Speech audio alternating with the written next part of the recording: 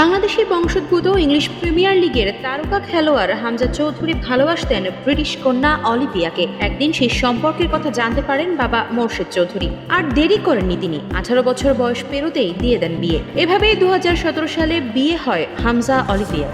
আগে থেকেই দুজনের মধ্যে ছিল ভালোবাসার সম্পর্ক। তখনও ফুটবলে হামজার নাম খ্যাতি ছড়ায়নি। দুজনের সম্পর্কের কথা জানতে পারেন বাবা মোর্শেদ চৌধুরী। বাবার নির্দেশে অলিভিয়াকে বাসায় ডেকে আনেন হামজা। ব্রিটিশ কন্যা অলিভিয়াকে জানানো হয় তারা বাঙালি এবং মুসলমান। হামজাকে যদি পছন্দ করে তাহলে বিয়ে করতে হবে, আর হামজাকে বিয়ে করতে হলে অলিভিয়াকে মুসলমান হতে হবে। শর্ত শুনেই মাথায় আকাশ ভেঙে পড়ে ব্রিটিশ কন্যার। অলিভিয়া প্রথমে তার পরিবারের আপত্তির কথা তুললেন। অন্য পশ্চিমাদের মতো অলিভিয়ারও মুসলমানদের প্রতি ছিল ভুল ধারণা। সেই ভুল ধারণা ভাঙে হামজার পরিবারের সহচর্যে। ইসলাম ধর্মের নিয়ম কারণ শিখে নিয়েছিলেন সহজেই, কিন্তু বাবা মাকে জানানোর সাহসে কুলোয়নি অলিভিয়ার। পরিবারকে না জানিয়ে ইসলাম ধর্ম গ্রহণ করেন তিনি। হামজার বাসায় বিয়ের কাজ সম্পন্ন হয় ঘরোয়াভাবে। লেস্টার সেন্ট্রাল মসজিদের ইমামকে দিয়ে পড়ানো হয় বিয়ে।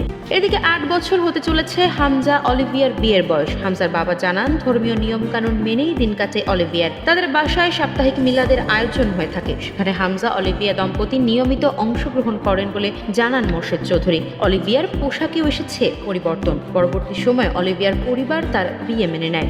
হামজা অলিভিয়ার ঘরে 3 সন্তান, 1 কন্যা 2 পুত্র।